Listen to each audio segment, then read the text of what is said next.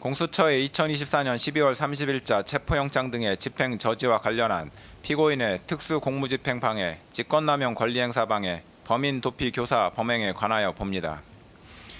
피고인은 검찰이 군검찰과 함께 구성한 12.3 비상계엄사태 특별수사본부로부터 두 차례에 걸쳐 출석 요구를 받았으나 모두 불응하였고, 공수처가 경찰 특수단 및 국방부 조사본부와 구성한 12.3 사태 공조수사본부로부터 세 차례에 걸쳐 출석 요구를 받았으나 모두 불응하였습니다. 공수처는 2024년 12월 30일 서울 서부지방법원에 피고인을 내란 우두머리 등 혐의로 체포할 수 있도록 하는 체포영장을 청구하여 같은 날 위 법원에서 체포영장과 수색영장을 발부받았습니다.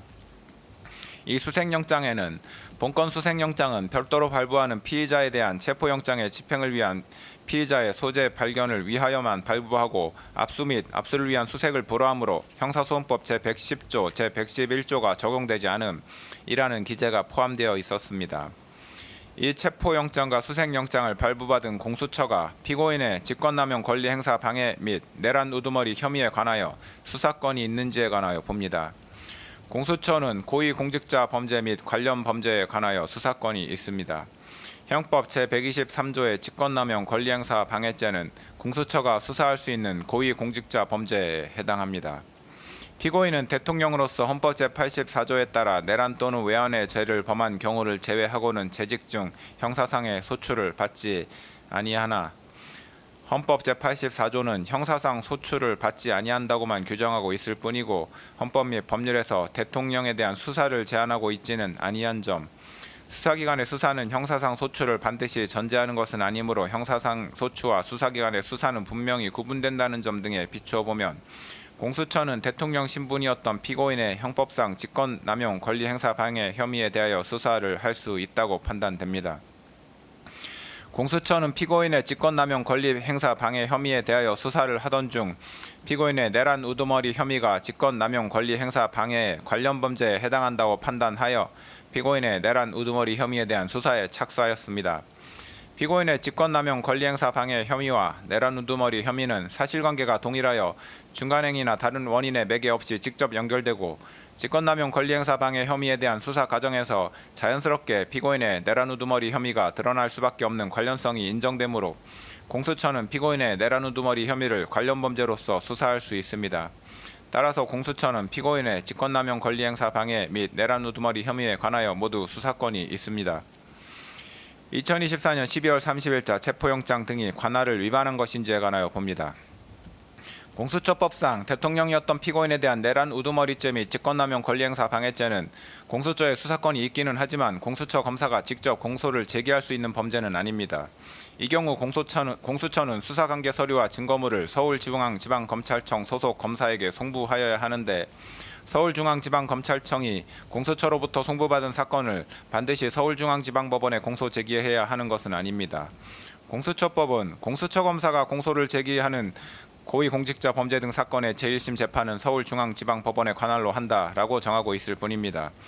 한편으로 공수처법은 형사소송법을 준용하도록 하고 있으므로 결국 공수처의 영장 청구에 관한 재판의 관할은 형사소송법에 따라 정해진다고 보는 것이 타당합니다. 피고인의 내란 우두머리 및 직권남용 권리행사 방해 범행은 서울 용산구에 위치한 대통령실에서 이루어졌고 공수처가 피고인의 혐의 사실에 대하여 수사할 당시 피고인은 서울 용산구에 있는 대통령관저에서 거주하였으므로 형사소송법에 따라 서울 용산구를 관할하는 서울 서부지방법원의 형사소송법상 토지관할이 인정됩니다.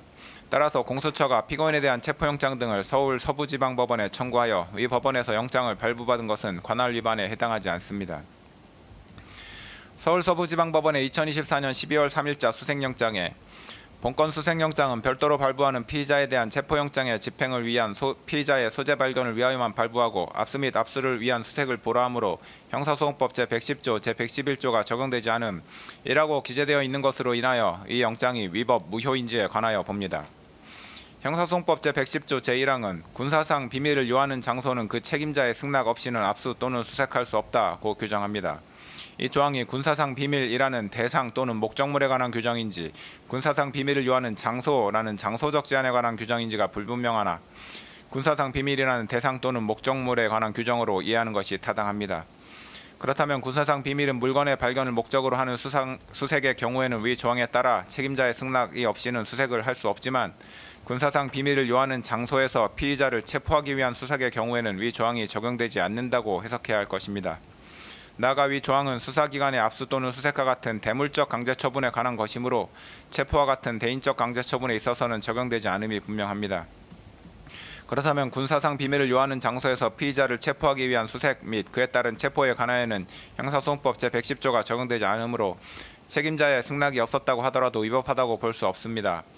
서울 서부지방법원 영장 담당 판사가 일부 기각 취지를 밝히면서 형사소송법 제110조, 제111조가 적용되지 않음이라고 기재하였더라도 이와 같은 내용이 새로운 법률적인 효과를 발생시키는 것은 아닙니다.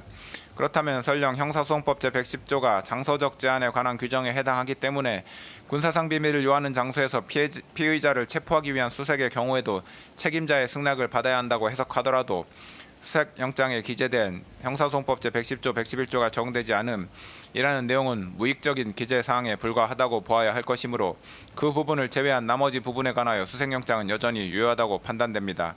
결국 이 수색영장은 헌법과 법률 정에 위배되지 아니하므로 유효한 영장이라고 할 것입니다.